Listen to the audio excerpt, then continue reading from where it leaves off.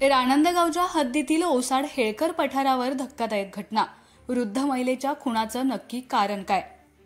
राणंदगावच्या हद्दीतील हेळकर पठारावर सोमवारी रात्री एका वृद्ध महिलेचा निर्घुण खून झाल्याची धक्कादायक घटना घडली।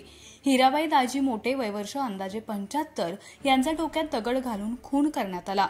संगीता खाशाबा कोळेकर यांनी रात्री उशिरा घरी आल्यानंतर हिराबाई घरी आढळून न आल्यानं त्यांनी त्यांच्या भावाला दत्तात्रय दाजी मोटे यांना रात्री 10:30 वाजता ही माहिती दिली।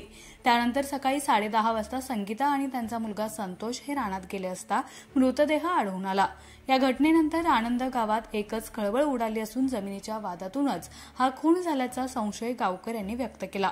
या प्रकरणाची माहिती मिळताच पोलीस पाटील आप्पासाहेब गायकवाड यांनी तातडीने दहिवडी पोलीस ठाण्याला कळवले।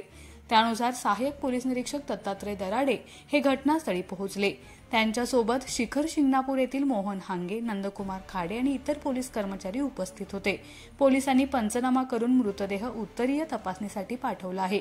हिराबाई यांच्या पश्चात 2 मुले, 2 मुली आणि 6 नातवंडे असा मोठा परिवार आहे। सध्या दहिवडी पोलिसांकडून आरोपी स्वप्नील मोटे याचा शोध सुरू आहे।